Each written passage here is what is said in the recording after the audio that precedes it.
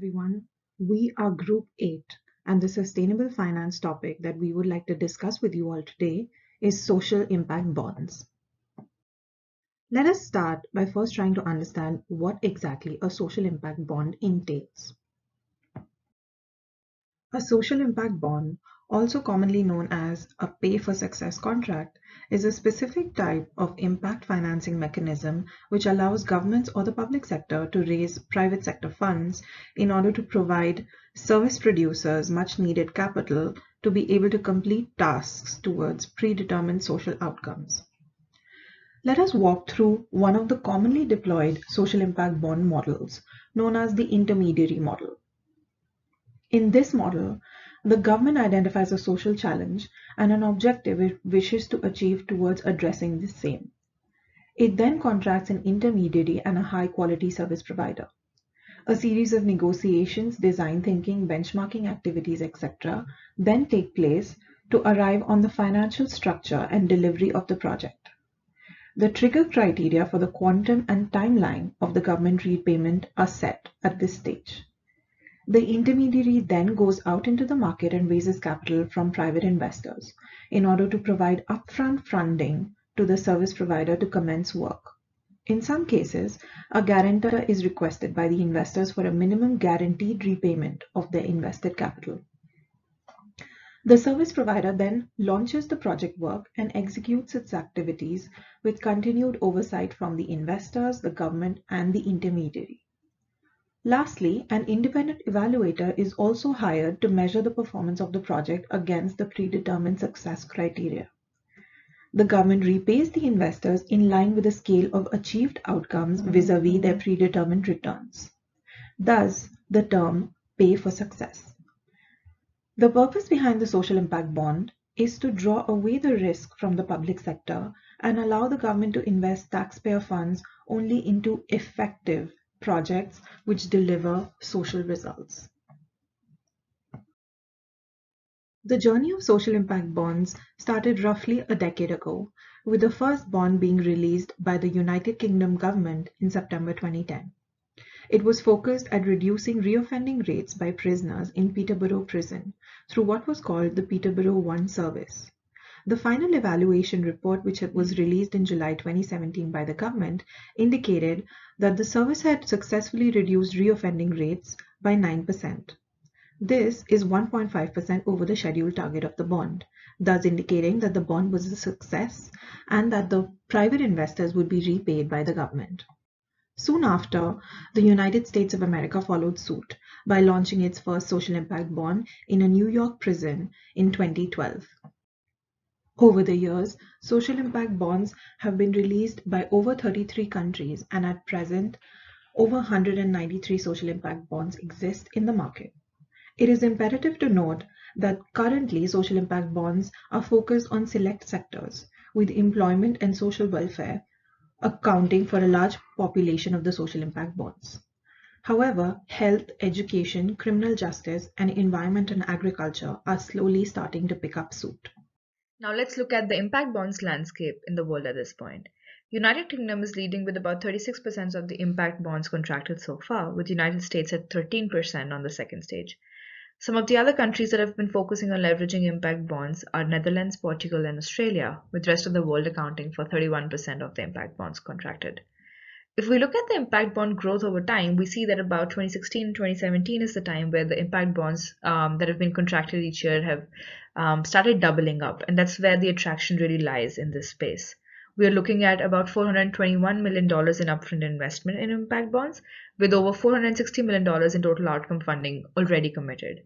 Another way to benchmark the impact bonds landscape is the number of beneficiaries that have been targeted. So far, the impact bonds landscape has targeted over 2 million beneficiaries, with averaging about 11,000 beneficiaries for every impact bond contracted. However, at this point, we're only looking at the fact that they have only outreached to over 500 as a median value to the number of beneficiaries that have been targeted per impact bond contracted.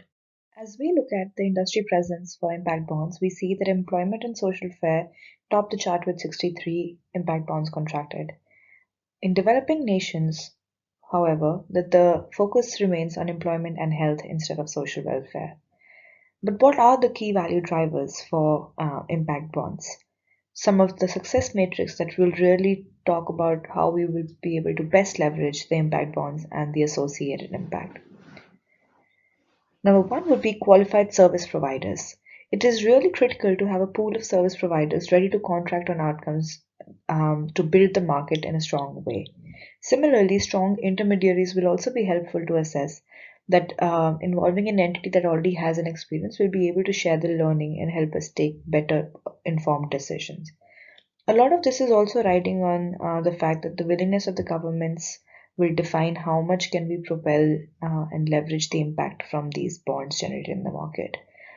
Some of the other key areas would be standardization of procedures and technical assistance that will be necessary for project development. And finally, one of the bigger takeaways from here would be that a big success criteria would be the technology that we will be leveraging for data collection. This will define how we will improve as we go along the journey of developing this market and then leverage this to make the markets efficient and take informed decisions. Now, let's apply social impact bonds to Canada. How to make them successful? Luckily, we can learn from south of the border. Province of Manitoba has problem with youth delinquency. It grows fast, while in the rest of Canada it grows slowly or even decreases. Recently, government decided to address the issue. This is Conservative Justice Minister Cliff Cullen. According to him, private financing will help. He invited the businesses to apply for SIB. And this is NDP critic Hanni Fontaine. She says that SIB is, quote, waste of money on failed programs. So what should Manitoba do? First thing, it can learn from Massachusetts and New York. The, the former has issued SIB in 2014 and set three targets. A.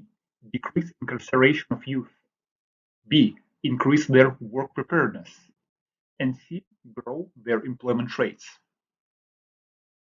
The structure of the contract was something of interest. First, there was Goldman Sachs, which provided $9 million in loan to the intermediary. But Goldman was not alone.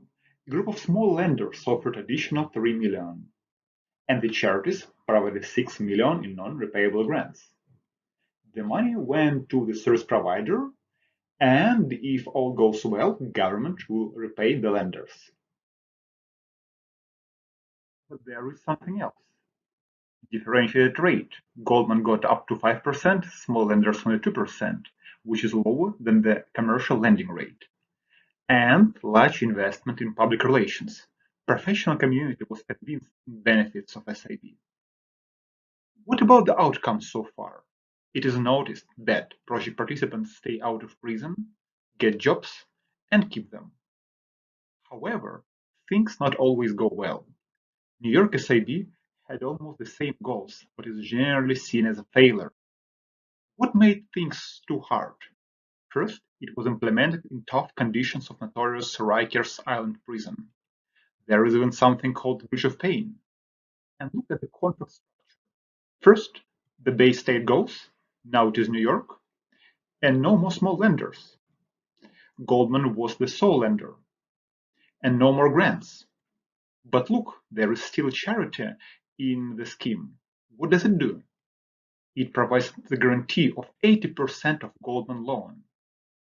And what are the outcomes? Goals not achieved, project suspended, charity gave $7 million to investment bank. Trust to SIB damaged. The model's intrinsic framework comes with its own complications and complexities that create a barrier for funds to flow freely from public investors. Since the project's success and hence the payout depends not on financial and economic factors, but social outcomes, this investment instrument is exposed to higher unmeasurable risks due to the uncertainty of the social outcome, especially the sophistication of impact measurement. Six critical risks associated with the SIB model have been identified. 1. Execution risk. If a service delivery organization is ill-equipped or inexperienced to implement an intervention or a service delivery model that has been proven to be effective, the project can fail. Second, funder or government non-payment risk. While not a major risk in developed economies, In emerging economies, the risk of non-payment are higher due to government's inability to pay. 3. Systemic risk. This type of risk is applicable to any investment that is exposed to the market. 4. Intervention model risk. Intervention models that yielded good social outcomes in certain geographies and periods need not necessarily be replicable in other geographies at a different time. 5.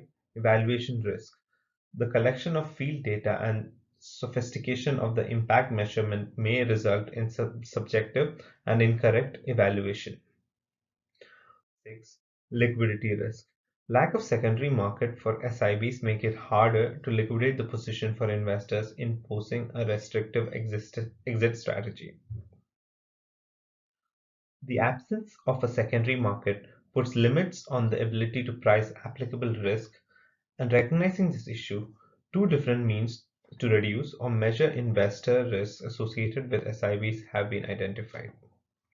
One is a structured financial instruments for trading SIBs in the secondary market. Involves the development of standardized methods of evaluating risks and building derivatives products. The standardization also has an added effect of reducing intervention model related risks. Due to secondary market trading, liquidity risks is reduced, thereby providing better exit strategies.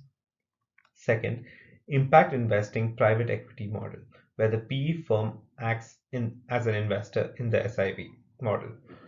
A major benefit with this model is that execution risk and intervention model risk are reduced considerably due to the investor's expertise in business models and impact assessment. Since liquidity is not a top priority for PE firms, liquidity risks are less relevant in the short term. While we believe that steps to reduce and measure the risk help us refine the model, scaling the system would help us achieve benefits at a larger scale. To support this proposition, we've come up with 3 steps. First, build a robust pipeline of SIB-ready projects. We should educate and drive service providers to incorporate rigorous data collection practices and assessment of outcomes into their work by conducting educational outreach to service providers, investors and governments, including publication of research and analysis, webinars, training sessions on pay for success principle, data collection and analysis. We should broaden the scope of potential SIB applications to encompass longer term and more widely varying areas such as early childhood education, health and family services by launching demonstration projects to prove the concept of prevention-based interventions in early childhood, health and family services. We should support the growth and development of strong market intermediaries with the ability to launch and manage well-designed SIB programs. Second, build a market ecosystem. We should commit to high standards of transparency and information sharing among market participants by building a pool of impact investment capital, by providing guidance on fiduciary duty for institutional investors, and incentivizing foundations to increase their use of program-related investments.